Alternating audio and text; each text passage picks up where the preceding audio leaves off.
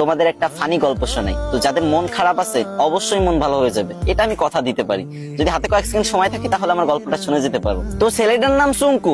তার সমস্যা একটাই, সে ইংরেজিতে কথা কইবারই পারে না। কিন্তু ম্যাডাম তো রেগে মেগে পুরো আগুন। সুঙ্কু, তুমি যদি কালকে ইংরেজিতে কথা বলা না শিখতে পারো, না শিখে আসো, তাহলে কিন্তু তোমার খবর আছে। তো সুঙ্কু তো ম্যাডামের এই কথা শুনে ভয়ে ভয়ে বাড়িতে গেল।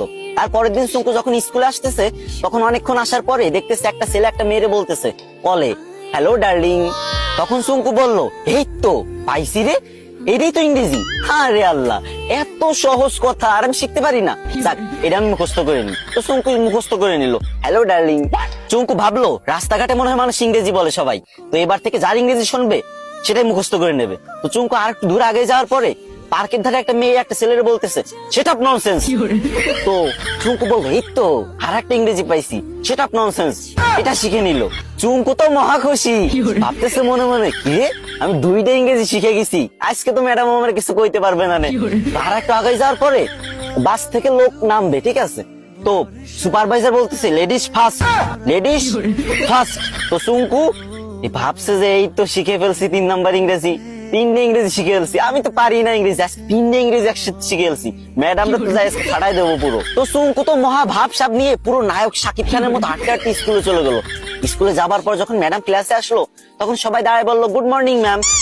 তখন চুঙ্কু তো ইংরেজি শিখছে এবার। তো চুঙ্কু কি বলবে? চুঙ্কু বললো, হ্যালো ডার্লিং। এই কথা শুনে ম্যাডাম তো পুরো রাইগে মেগে ফায়ার। ম্যাডামের কান, নাক, চোখ, মুখ সব জায়গাতে আগুন বেরোচ্ছে, আরো কোন জায়গাতে যে আগুন বেরোচ্ছে কোনো ঠিক নাই, ঠিক আছে। তো চুঙ্কুরে বললো, হাউ ডেয়ার ইউ। চুঙ্কু বলছে, সেটা ননসেন্স। ম্যাডাম তো এবার পুরোই রেগে মেগে হট, বলছে, চুঙ্কু চলো প্রিন্সিপালের কাছে, আজকে তোমার খবর আছে। এদিকে চুঙ্কু বলতেছে, ম্যাম লেডিস ফার্স্ট। গাইস, তোমাদের হাসানোর জন্য মেয়েদের থেকেও বেশি ন্যাকামি করতে হয়। তো তোমরা হাসছো তো, মন ভালো হয়েছে তো, কিন্তু আমার কিন্তু কষ্ট হয়েছে অনেক, গলাটা পুরো ভেঙে গেছে। তো এখন কান্না মুখ নিয়েই বলতেছি, আমার আইডিটা অনেকদিন ধরে ফ্রিজ, আমি অনেকদিন ধরে ভিডিও করি না, তাই তোমরা আমার ভুলে গেছো। এখন থেকে নিয়মিত ভিডিও আপলোড দেবো, আর তোমাদের মাঝ থেকে যাবো না। বিশ্বাস করো, প্রত্যেকদিন আমি ভিডিও দেবো, 3, 4, 5, 6টা করে ভিডিও দেবো প্রত্যেকদিন।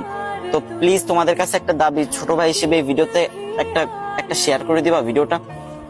না মানে তোমাদের হাসালাম, এখন কান্না মুখ নিয়ে বলতেছি, যদি একটা শেয়ার করে দাও অনেক খুশি হবো ভাই।